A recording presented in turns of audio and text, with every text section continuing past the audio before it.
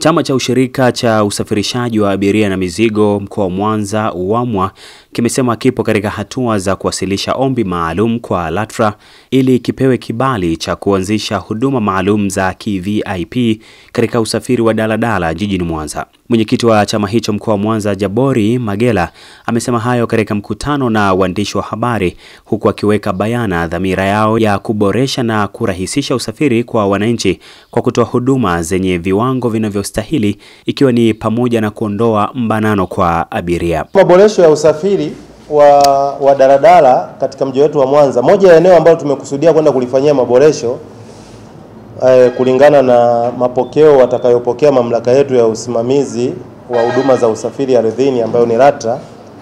Tunakusudia kupeleka ombi maalum ili ushirika pia uwe na huduma maalum ya daladala za VIP. Hii ni katika kuboresha huduma.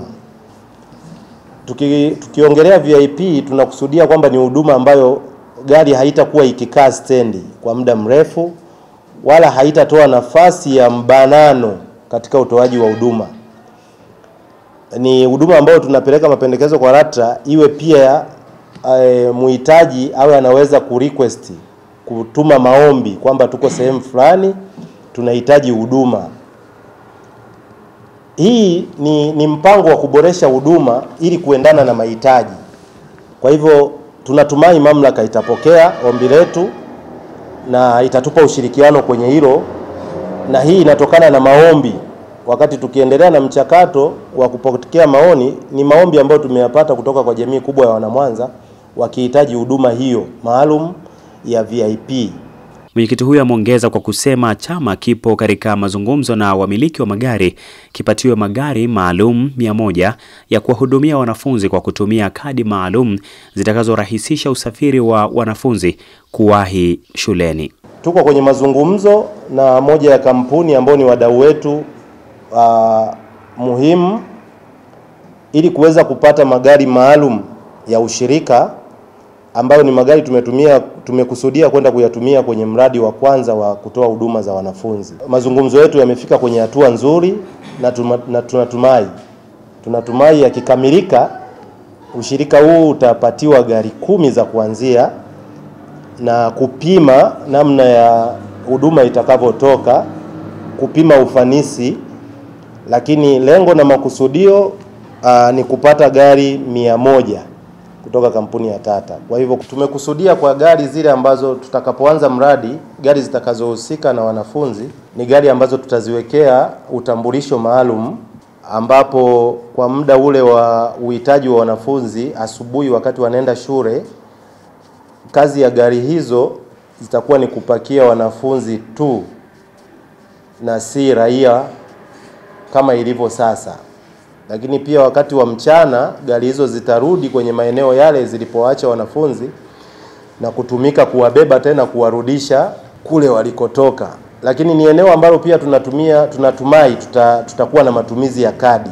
Kwa upande wake, makamu mwenyekiti wa chama hicho Salim Chahiza amesema chama hicho kimejikita kutatua changamoto ambazo zimekuwa zikisumbua sekta ya usafiri kwa muda mrefu bila kupatiwa ufumbuzi wa kudumu, huku akiongeza njia pekee ya kutatua changamoto zilizopo ni kutumia sayansi, kwani kwa sasa ulimwengu wote upo katika mapinduzi ya kisayansi. Huu ni ushirika wa kwanza Tanzania ambao umeasisiwa madhubuti kabisa kutatua changamoto zilizopo kwenye sekta ya usafirishaji kwa miaka nenda rudi.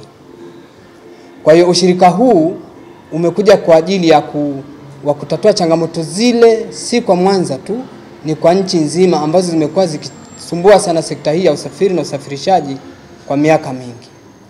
Kwa hiyo ushirika huu ni ushirika wa kwanza kwa Tanzania wa usafirishaji, lakini umekuwa na sifa ya kipekee sana kwa sababu ni ushirika unaenda kufanya kazi zake katika mifumo ya kisayansi. Kwa sababu changamoto hizi zilizopo katika sekta ya usafiri na usafirishaji ni miaka mingi zimeshindwa kutafutiwa majibu yake. Si kwamba watu hawajafanya kazi kutatua changamoto, wamefanya, lakini tumegundua kwamba namna pekee ya kutoka kwenye changamoto zetu hizi ni namna ya kutumia mifumo ya kisayansi. Kwa hiyo changamoto zetu haziwezi kutatuliwa kwa namna ya kawaida.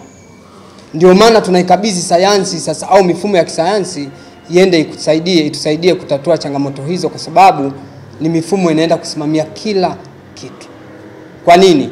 Ni kwa sababu tunataka kumlinda mwekezaji ambaye ni mmiliki aliyewekeza mamilioni yake ya pesa. Tunalinda mitaji yake. Hatulindi mitaji hiyo kwa kutumia akili zetu, hapana. Tunalinda mitaji hiyo kwa kutumia mifumo ya kisayansi. Mwekezaji ambaye amewekeza pesa zake na kununua gari au magari kwa ajili ya kufanya kazi hizo, asiwe mtumwa wa kazi zake, asiwe mtumwa wa hela yake. Hela yake aipate kimifumo.